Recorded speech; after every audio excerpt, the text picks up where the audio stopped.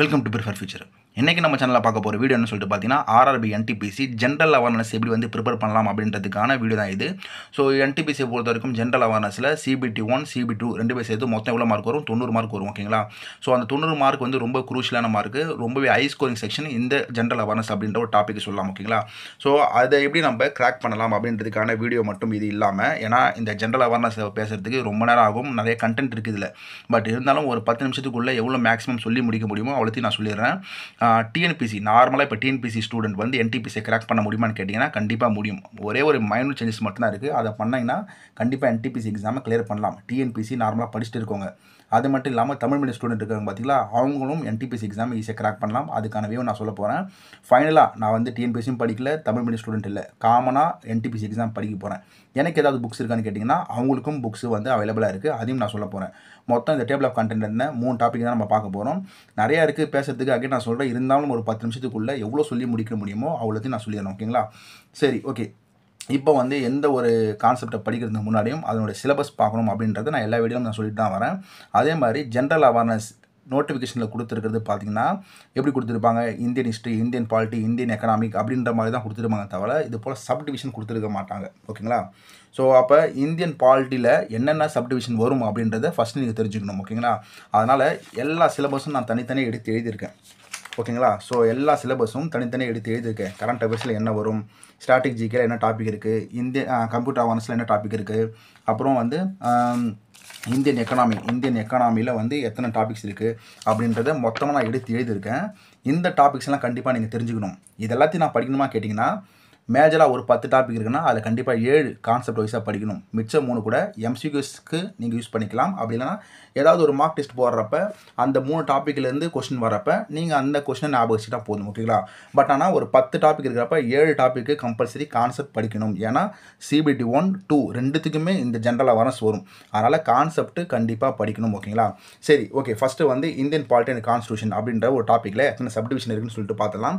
இந்திய அரசியலமைப்பு, அரசியலமைப்பின் முகவுரை, அரசியலமைப்பின் முக்கிய கூறுகள், யூனியன், மாநிலம் மற்றும் யூனியன் பிரதேசங்கள், குடியுரிமை, அடிப்படை உரிமை கடமைகள், அரசு நெறிமுறை கோட்பாடு, மத்திய மாநில சட்டமன்றம், தேர்தல், இந்திய நீதி அமைப்பு அப்படின்ற மாதிரி நிறையா இருக்குது. ஓகேங்களா?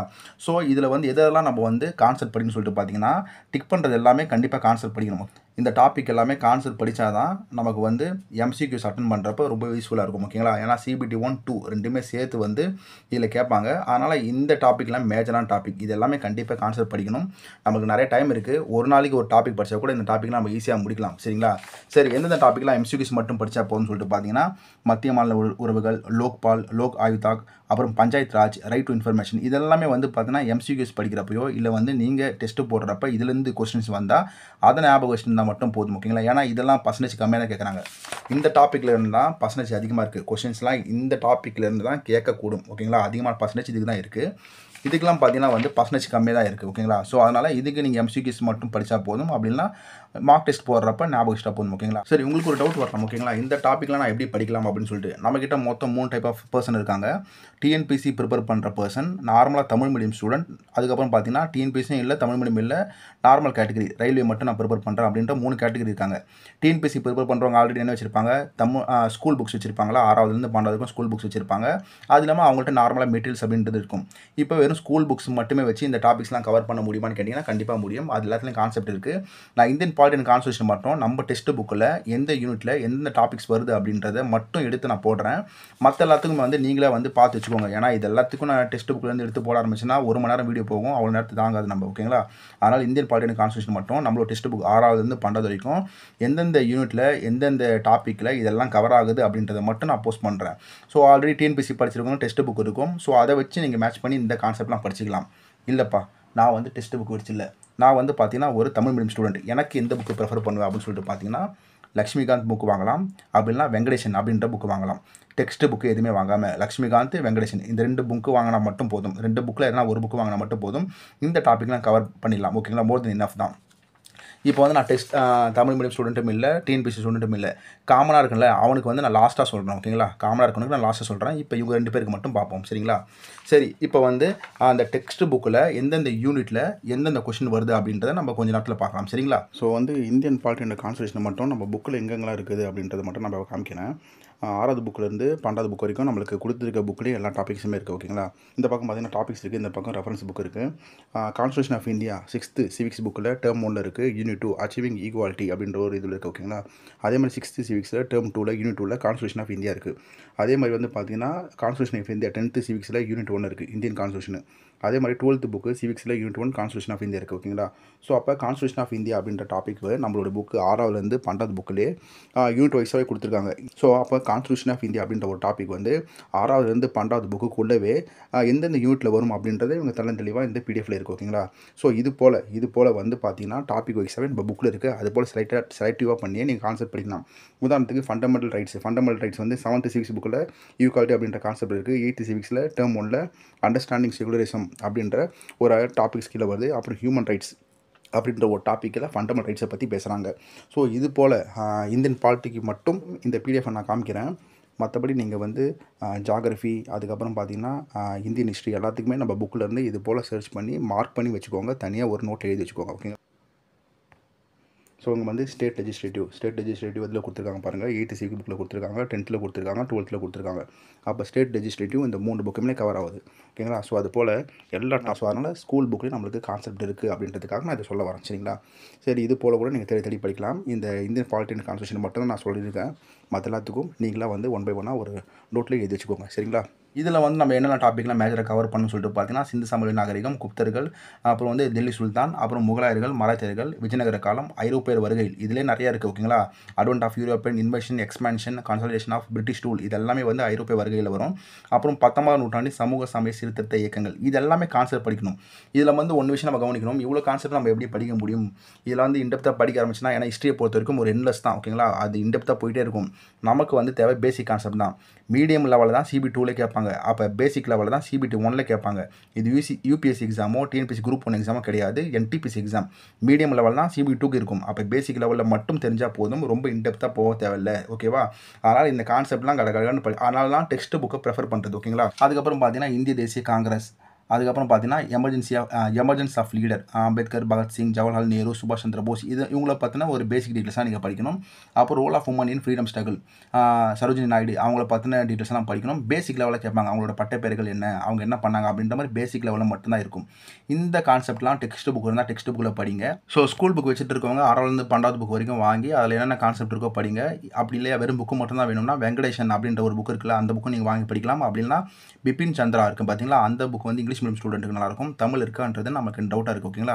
ஸோ அந்த புக் வாங்கினீங்களும் இந்த கான்செப்ட் எல்லாமே கவர் ஆகும். அதெல்லாம் ரொம்ப இன்டெப்த்தாகவே போட்டுருக்காங்க. அந்த லெவலுக்கு எக்ஸாமில் கேட்க போகிறது கிடையாது. ஓகேங்களா? ஸோ இது போல் நீங்கள் வந்து பார்த்து படிச்சுக்கலாம். நெக்ஸ்ட்டு பார்த்தீங்கன்னா இந்தியன் எக்கனாமிக்கில் என்னென்ன வரும்?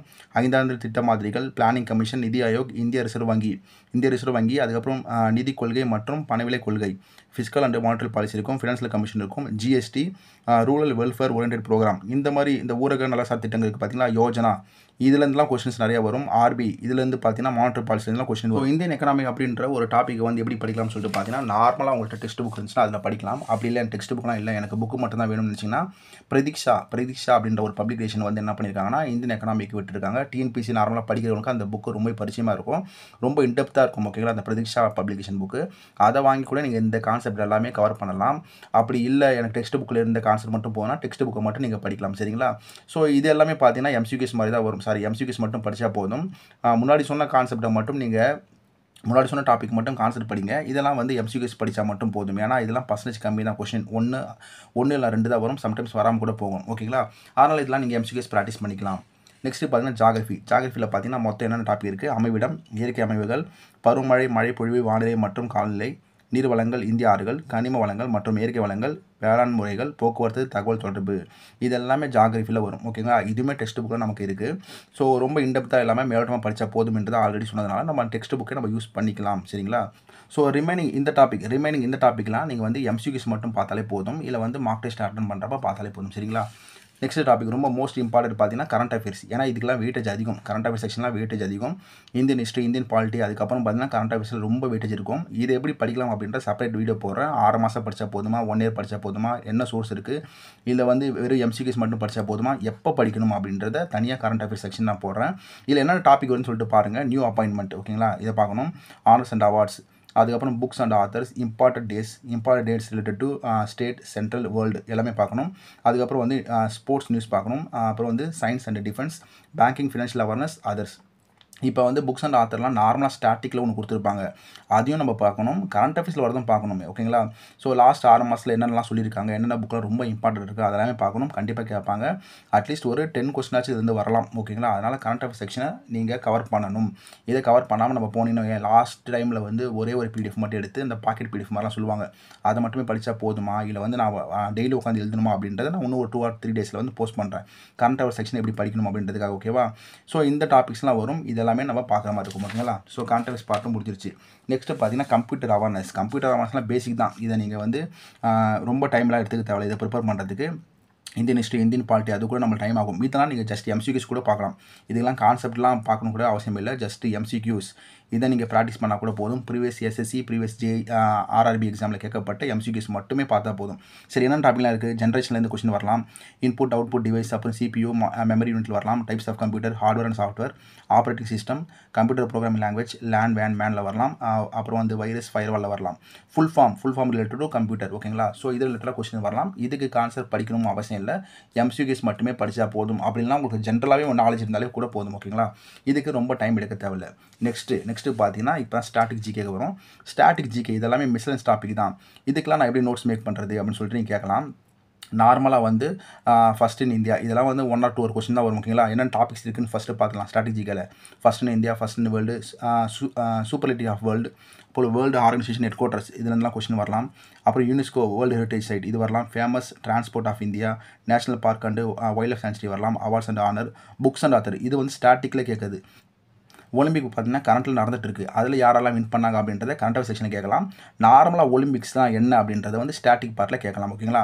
அப்புறம் கப்ஸ் அண்ட் ட்ராபிஸ் கேட்கலாம். ஸோ இதற்கான மெட்டீரியலை பார்க்குறதுக்கு முன்னாடி எந்த ஒரு விஷயமே வேஸ்ட் இல்லை அப்படின்றதுக்கு வந்து ஒரு பெஸ்ட் எக்ஸாம்பிள் என்னென்னா, நான் வந்து ஒரு 6-7 வருஷத்துக்கு முன்னாடி ரேஷன் சொல்லிட்டு படிக்கிறப்ப எனக்கு வந்து பார்த்திங்கன்னா அந்த ஸ்டாட்டிக் ஜிகேன்னு சொல்லிட்டு இந்த மெட்டீரியல்ஸ் கொடுத்தாங்க. எஸ்எஸ்சிக்கு நான் பேங்கிங் தான் படித்தேன். எஸ்எஸ்சிக்கு வந்து மெட்டீரியல் கொடுக்குறப்ப நான் சும்மா போய் வாங்கினேன். அப்புறம் எல்லாருமே சொன்னாங்க, நீ எஸ்எஸ்சியை படிக்கல எதுக்குடா போய் வாங்குற அப்படின்னு சொல்லிட்டு கேட்டாங்க.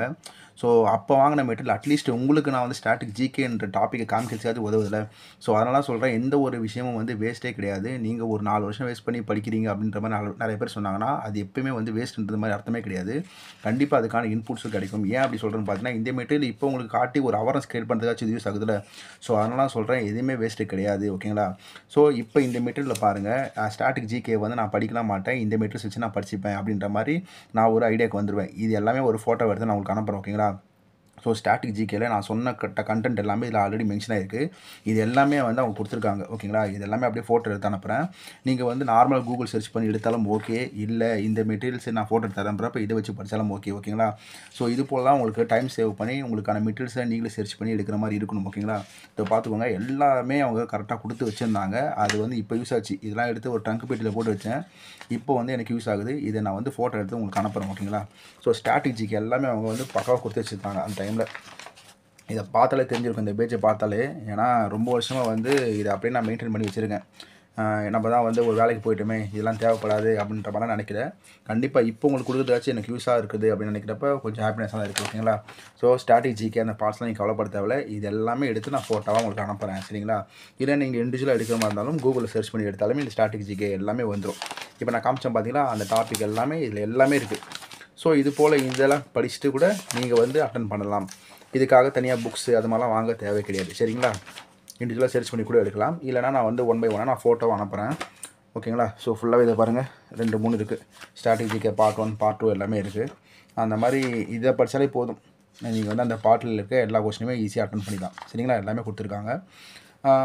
இல்லை எனக்கு வந்து இந்த மாதிரி இண்டிவிஜுவலாக ஒரு பேப்பரு இது போலாம் தேவையில்லை அப்படின்னு நினச்சிங்கன்னா நெக்ஸ்ட்டு லைனில் நான் சொல்கிறேன் என்ன புக் வாங்கலாம் அப்படின்றது, ஓகேவா. சரி, ஓகே. இந்த டாபிக்ஸ்லாம் எப்படி படிக்கலாம் அப்படின்னு சொல்லிட்டு பார்த்தீங்கன்னா, லூஷன் புக் இருக்குது பார்த்தீங்கன்னா, இங்கிலீஷ் மீடியம் ஸ்டூடெண்ட்டுக்கு ஃபுல்லாகவே இதில் கவர் பண்ணி வச்சிருப்பாங்க. தமிழ் மீடியம் ஸ்டூடெண்ட்டுக்கு மனோரமா ஹியர் புக்கில் கவர் பண்ணி வச்சிருப்பாங்க. அப்படியும் இல்லைனா இண்டிவிஜுவலாக நீங்கள் இதுக்கெல்லாம் நோட்ஸ் எடுத்துக்கலாம். ரொம்ப டைம் ஆக போகிறதில்ல, ஓகேங்களா. இண்டிவிஜுவலாக இதுக்கெல்லாம் நோட்ஸ் நீங்கள் மேக் பண்ணிக்கலாம். ஆல்ரெடி நான் நோட்ஸ் எப்படி மேக் பண்ணுற வீடியோ போஸ்ட் பண்ணியிருக்கேன், அதை மறக்காமல் பாருங்கள், சரிங்களா. ஸோ ஸ்டாட்டிக் ஜிகேல இத்தனை கான்செப்ட் தான் வரப்போதுங்க, சரிங்களா. சரி, நெக்ஸ்ட் என்ன சொல்லிட்டு பார்க்கலாம். ஓகே, ஜென்ரல் சயின்ஸில் வந்து ஃபிசிக்ஸ், கெமிஸ்ட்ரி, பயோ இந்த 3மே வந்து அப் டு 10th ஸ்டாண்டர்ட் வரைக்கும் படித்தா போதும், ஓகேங்களா. ஸோ இங்கிலீஷ் மீடியம் ஸ்டூடெண்ட் வந்து லூஷன் புக் இருக்குது, அது மட்டும் இல்லாமல் ஒய்சிடி பப்ளிகேஷனில் எம்சிக்யூஸ் அட்டன் பண்ணிக்கலாம். இதில் கான்செப்ட் படிச்சுட்டு ஒய்சிக்யூவில் எம்செட் அட்டன் பண்ணாலே இந்த ஜிஎஸ் டாப்பிக்லாம் கவர் ஆகிடும். தமிழ் மீடியம் ஸ்டூடெண்ட் வந்து அப் டு 10th ஸ்டாண்டர்ட் வரைக்கும் நம்மளுடைய புக்ஸ் இருக்கும் பார்த்தீங்களா, சமச்சீர் புக்கு. அதில் வந்து 12th வரைக்கும் படித்தாலும் போதுமான அளவு தான், இல்லை 10th வரைக்கும் படித்தாலே போதுமான அளவு தான். படிச்சுட்டு நீங்களும் வந்து எம்சிக்யூஸ் அட்டன் பண்ணாலே போதும். சரிங்களா? ஸோ இந்த டாப்பிக்கை ஈஸியாக கவர் பண்ணிடலாம். சரி, நெக்ஸ்ட் டாபிக் என்னன்னு சொல்லிட்டு பார்ப்போமா? பார்க்கலாம். பார்த்தீங்கன்னா missionaries topic, arts and culture of India, அதுக்கப்புறம் நேஷனல் ஹெரிட்டேஜ், அப்புறம் ஃப்ளாக்ஷிப் ப்ரோக்ராம். இப்போ வந்து ஆர்ட்ஸ் அண்ட் கல்ச்சரில் வந்து ரொம்ப இன்டெப்த்லாம் படிக்க தேவையில்ல. இப்போ நார்மலாக வந்து பட்டச்சத்திரா அப்படின்ற ஒரு ஃபேமஸ் பெயிண்டிங் இருக்குது, அது எந்த ஸ்டேட்டோடது அப்படின்ற மாதிரி கொஸ்டின் கேட்கலாம். ரொம்ப இன்டெப்த் இல்லாமல் மேலோட்டமாக கேட்பாங்க. இதெல்லாமே நீங்கள் பார்த்து வச்சுக்கோங்க, arts and culture of India. ஓகேங்களா? ஸோ அதுக்கப்புறம் பார்த்தீங்கன்னா ரயில்வே நம்ம எக்ஸாம் எழுத போகிறதுனால ரயில்வேக்கு உண்டான ஸ்டாட்டிக் அப்படின்ற மாதிரி தனியாக இருக்கும். டோட்டல் ரயில்வே ஜோன் எங்கே இருக்குது, அந்த ரயில்வே ஜோனோட ஹெட் குவார்ட்டர்ஸ் என்ன, அப்புறம் ஃபேட்ஸ் ஆஃப் இந்தியன் ரயில்வேயோட லேட்டஸ்ட் நியூஸ் முடிஞ்சால் அதை கவர் பண்ணிக்கோங்க. அப்புறம் ஸ்டாட்டிக் ரயில்வே ஸ்டாட்டிக் என்ன, ஓல்டஸ்ட்டு, ஃபாஸ்டஸ்ட்டு, லாங்கஸ்ட்டு எல்லாமே இருக்கும்ல, இதெல்லாமே கூட நீங்கள் படித்து வச்சுக்கணும். இதுலேருந்து மேபி 1 or 2 கொஸ்டின் வரலாம். 1 or 2 கண்டிப்பாக வரும். ஏன்னா ரயில்வே சம்மந்தப்பட்டதான நம்ம எக்ஸாம் எழுத போகிறோம். அதனால் இது சம்மந்தப்பட்டமான கொஸ்டின்ஸ் கண்டிப்பாக 1 இல்லை 2 வரும். அதனால் இதையும் நீங்கள் பார்த்து வச்சுக்கலாம். ஓகேங்களா? ஸோ ஓவராலாக வந்து இதுதான் வந்து சிலபஸே. ஓகேங்களா? இப்போ வந்து நம்ம சிலபஸ் தான் ஃபுல்லாக பார்த்துருக்கோம். ப்ளஸ் வந்து டிஎன்பிஎஸ்சி ஸ்டூடெண்ட் வந்து எப்படி ஹேண்டில் பண்ணணும் அப்படின்றத நான் சொல்லியிருக்கேன். ஆல்ரெடி உங்கள்கிட்ட டெஸ்ட் புக் இருக்கும். 6வது 12வது வரைக்கும் புக்கு நீங்கள் கண்டிப்பாக வாங்கி ப்ரிப்பேர் பண்ணியிருப்பீங்க. டிஎன்பிஎஸ்சி ஸ்டூடெண்ட்டு அவங்க வந்து என்டிபிஎஸ்சிக்கும் சேம் டாபிக் தான். ஸோ அதனால் அந்த புக்கை நீங்கள் யூஸ் பண்ணி கான்செப்ட் படிச்சுக்கலாம். சரிங்களா? கான்செப்ட் படிச்சுட்டு எம்சிக்யூஸோ இல்லை வந்து மார்க் டெஸ்ட்டோ போடுறப்ப இன்னும் உங்களுக்கு நல்ல நாலேஜ் வரும். இல்லைப்பா என்கிட்ட வந்து டிஎன்பிஎஸ்சியில் நான் படிக்கல, பட் ஆனால் தமிழ் மீடியம் ஸ்டூடெண்ட் அப்படின்னு சொல்கிறவங்களுக்கு இந்தியன் பாலிட்டி அண்ட் எக்கனாமிக் வந்து வெங்கடேஷன் அப்படின்ற புக்கு வாங்கிக்கலாம், இல்லை லட்சுமிகாந்த் புக் வாங்கிக்கலாம். ஹிஸ்ட்ரி வந்து பார்த்தீங்கன்னா இங்கிலீஷ் மீடியம் ஸ்டூடெண்ட்டுக்கு பிபின் சந்திரா அந்த புக்கு வாங்கிக்கலாம். அதே மாதிரி வெங்கடேஷன் அப்படின்ற புக்கு வாங்கிக்கலாம். ஸோ அதுக்கப்புறம் பார்த்தீங்கன்னா இந்தியன் எக்கனாமி இதெல்லாம் நீங்கள் மேக்ஸிமம் நோட்ஸ் கூட எடுக்கலாம். ஓகேங்களா? மேக்ஸிமம் நோட்ஸ் எடுத்தால் கூட படிக்கலாம். அப்படின்னா வந்து ஏதாவது புக்கு கூட நீங்கள் வாங்கிக்கலாம். ஓரளவுக்கு கான்செப்ட் தெரிஞ்ச புக் கூட நீங்கள் வாங்கிக்கலாம். சரிங்களா? சரி, இப்போ வந்து நார்மலாக நான் வந்து டிஎன்பிஎஸ்சி ஸ்டூடெண்ட் இல்லை, தமிழ் மீடியம் ஸ்டூடெண்ட் இல்லை, காமனாக ரயில்வே எக்ஸாம் படிக்கிறேன், எனக்கு இங்கிலீஷில் மெட்டீரியல் வேணும்னு நினைக்கிறவங்களுக்கு ஒரு 3 புக்கு என்னோட சஜஷன். ஓகேங்களா? ஒன்று பார்த்தீங்கன்னா ஹரியன்ட், அதுக்கப்புறம் லூஷன்ட், எதுக்கு கான்செப்ட்டுக்கு. ஓகேவா? ஹரியன்ட்டு, லூஷன்ட் எதுக்கு concept. Next pinnacle railway GK எதுக்கு பார்த்தீங்கன்னா ப்ரீவியஸ் இயர் கொஸ்டின் கண்டிப்பாக இதில் இருக்கும். அதனால் இதை வாங்கி நீங்கள் ப்ராக்டிஸ் பண்ணலாம். அது மட்டும் இல்லாமல் நமக்கு ஒய்சிடி அப்படின்ற ஒரு புக்கும் இருக்குது. சரிங்களா? அதுவும் நம்ம ப்ராக்டிஸ் பண்ணலாம். அப்புறம் ஏஎஸ் புக்கு ஆடால விட்டுருப்பாங்க. அந்த ஏஎஸோட ஜென்ரல் அவேர்னஸ் புக் இருக்கும். எஸ்எஸ்சியோட ப்ரீவியஸ் கொஸ்டின்லாம் அதில் இருக்கும். ஓகேங்களா? அதையும் நீங்கள் ப்ராக்டிஸ் பண்ணலாம். ஸோ வந்து இந்த 3 புக்குமே நீங்கள் ப்ராக்டிஸ் பண்ணால் போதும். ஜென்ரல் அவேர்னஸில் கண்டிப்பாக உங்களுக்கு ஒரு கான்ஃபிடன்ஸ் வரும். மேக்ஸிமம் டாப்பிக்கை நீங்கள் கவர் பண்ணிடலாம். அதுக்கப்புறம் வந்து மெயினாக நீங்கள் மார்க் டெஸ்ட் போடுறதுல தான் இருக்குது. எவ்வளோ கொஸ்டின் நீங்கள் ஞாபகம் வச்சுருக்கீங்க அப்படின்றத பொறுத்து தான் இருக்குது. ஓகேங்களா? அதனால் நம்ம நோட்டிஃபிகேஷனில் எப்படி கொடுத்துருப்பாங்க, Indian polity, Indian economy, Indian history தான் கொடுத்துருப்பாங்க தவிர இதே போல் சிலபஸ் பிரித்து கொடுத்துருக்க மாட்டாங்க. இதே போல் சிலபஸை பிரித்து ஒன் பை ஒன்னாக நீங்கள் லேர்ன் பண்ணி கான்செப்ட் படிங்க. அதுக்கப்புறம் நீங்கள் மார்க் டெஸ்ட்டோ இல்லை வந்து ப்ராக்டிஸ் பண்ணுறதுக்கும் நீங்கள் யூஸ் பண்ணிக்கலாம். ஓகேவா? பாலிட்டி அண்ட் கான்ஸ்டியூஷன்லாம் ஃபஸ்ட்டு படிக்கணுமா அப்படின்னு சொல்லிட்டு நீங்கள் கேட்கக்கூடாது. ஜென்ரல் அவேர்னஸை பொறுத்த வரைக்கும் எந்த டாபிக் ஒன்று நம்ம படிக்கலாம். திடீர்னு பார்த்தீங்கன்னா ஜாகிரஃபியில் வந்து இந்த டாபிக் நீங்கள் படிக்கலாம். போர் அடிக்குதா, சரி எனக்கு வேணாம், நான் வந்து பாலிட்டியில் நான் இந்த டாபிக் ஒரு நாள் படிக்கிறேன் அப்படின்னு சொல்லிட்டு உங்களுக்கு ஏற்ற மாதிரி நீங்கள் படிச்சுட்டு அந்த டாப்பிக்கை நீங்கள் அடிச்சு வச்சுக்கோங்க. இந்த டாபிக் நான் படிச்சிட்டேன்ப்பா, இந்த டாபிக் நான் முடிச்சிட்டேன் அப்படின்னு சொல்லிட்டு நீங்கள் அடிச்சு வச்சுக்கலாம். மேக்ஸில் மட்டும்தான் பாடம் மாஸ்லேருந்து ஸ்டார்ட் பண்ணி நம்பர்ஸ்லேருந்து ஸ்டார்ட் பண்ணி வரிசையாக போகணும். ஜென்ரல் அவேர்னஸ்லாம் அப்படி கிடையாது. திடீர்னு உங்களுக்கு கரண்ட் அஃபேர்ஸ் பிடிக்குதா, கரண்ட் அஃபேர்ஸ் படிங்க. திடீர்னு உங்களுக்கு வந்து பாலிட்டி பிடிக்குதா, பாலிட்டி படிங்க. பட் ஆனால் 2லேருந்து 3 மணி நேரத்துக்கு கண்டிப்பாக நீங்கள் டெய்லியும் படிக்கணும். ஓகேங்களா? காலைல படிக்கிறீங்களோ இல்லை வந்து நைட்டு படிக்கிறீங்களோ, மேக்ஸிமம் என்னை பொறுத்தவரைக்கும் காலைல படிங்க. ஜென்ரல் அவேர்னஸ் ரொம்ப நல்ல ஞாபகம் இருக்கும். ஓகேங்களா? ஸோ அதனால் 2லேருந்து 3 மணி நேரம் நீங்கள் டைம் ஸ்பெண்ட் பண்ணி படிக்கணும். நான் லாஸ்ட்டில் படிச்சுக்கிறேன் அப்படின்னு நினைக்கவே கூடாது. CBT 1 உங்களுக்கு வரத்துக்கு முன்னாடியே, அதாவது இந்த டேட் வந்து வருது பார்த்தீங்களா, CBT 1 டேட் சொல்கிறதுக்கு முன்னாடி நீங்கள் இதெல்லாம் ஆல்மோஸ்ட் ப்ரிப்பராக வச்சுருக்கணும். ஓரளவுக்கு ப்ரிப்பராக வச்சுருக்கணும். CBT 2 உங்களுக்கு வரப்போ இது எல்லாமே ரிவர்ஸ் பண்ணுறது தான் டைம் இருக்கும் தவிர நான் அந்த டைமில் நான் படிச்சுக்கிறேன் அப்படின்ற மாதிரி நினைக்கக்கூடாது. 1 மார்க்காக தானே இருக்குது, லாஸ்ட் டைமில் எம்சிக்யூஸ் மட்டும் படிச்சுன்னு நினைக்கக்கூடாது. எம்சிக்யூஸ்லாம் அந்தளவுக்கு ஒர்க் அவுட் ஆகாது. எப்படி சொல்கிறாங்க, லாஸ்ட் டைமில் படித்தா இதெல்லாம் ப்ராக்டிஸ் பண்ணிவிட்டு அதுக்கப்புறம் எம்சிக்யூஸ் நீங்கள் படிச்சிங்கன்னா ரொம்ப யூஸ்ஃபுல்லாக இருக்கும். வெறும் எம்சிக்யூஸை மட்டுமே நம்பிட்டு போக தேவையில்லை. ஓகேங்களா? ஸோ அதனால் வந்து இப்போவே நீங்கள் படிக்க ஸ்டார்ட் பண்ணுங்கள். இந்த புக்ஸ் எல்லாம் மேக்ஸிமம் வந்து உங்கள் ஆல்ரெடி இருக்கும் டெஸ்ட் புக்கெலாம், அப்படி இல்லைனா டெலகிராமில் ப்ரொவைட் பண்ணுறதுக்கு நான் ஏற்பாடு பண்ணுறேன். லூஷன் புக்கு இதை தவிர்த்து வந்து இந்த லூஷன் புக்கு ஆல்ரெடி நம்ம குரூப்பில் இருக்குது. பினாக்கல் வந்து ஆல்ரெடி ஒருத்தர்கிட்ட நான் வாங்கியிருக்கேன். அந்த பினாக்கலை வந்து நான் போஸ்ட் பண்ணுறேன். டெலகிராமில் மறக்காமல் ஜாயின் பண்ணிக்கோங்க. சரிங்களா? ஸோ இதுதான் வந்து ஜென்ரல் அவேர்னஸை ப்ரிப்பரேஷன் பண்ணுறதுக்கான ஸ்ட்ராட்டஜி இதுதான். ஸோ 90 மார்க்ஸ் இதுலேருந்து வரக்கூடியதுனால இதை நீங்கள் கொஞ்சம் கான்சன்ட்ரேட் பண்ணி இப்போவே படிக்க ஸ்டார்ட் பண்ணுங்கள். அப்போ தான் நீங்கள் இந்த டாப்பிக்லாம் கவர் பண்ண முடியும். லாஸ்ட் டைமில் பண்ணிங்கன்னா கண்டிப்பாக முடியாது. ஓகேங்களா? ஏன்னா எண்ட்லெஸ் டாபிக் நிறையா இருக்குது. சரியா? லாஸ்ட் டைமில் படிக்க தேவையில்லை, இப்போயே படிக்க ஸ்டார்ட் பண்ணுங்கள். ஓகேங்களா? சரி, இதை தவிர்த்து இந்த டாப்பிக்கில் ஏதாவது டவுட் ஏற்பட்டால் கமெண்ட் செக்ஷனில் கமெண்ட் பண்ணுங்கள். டெலகிராமில் நீங்கள் கமெண்ட் பண்ணுங்கள். சரி, இந்த வீடியோ பிடிச்சிருந்தா சப்ஸ்கிரைப் பண்ணுங்கள், லைக் பண்ணுங்கள், மறக்காமல் ஷேர் பண்ணுங்கள். நெக்ஸ்ட்டு வந்து பார்த்தீங்கன்னா கரண்ட் அஃபேர்ஸ் எப்படி மேக் பண்ணலாம் அப்படின்ற வீடியோ பார்க்கலாம். இல்லை உங்களுக்கு என்ன வீடியோ தேவைப்படுதோ அதை கமெண்ட்ஸில் கமெண்ட் பண்ணுங்கள். ஓகேங்களா? தேங்க்யூ.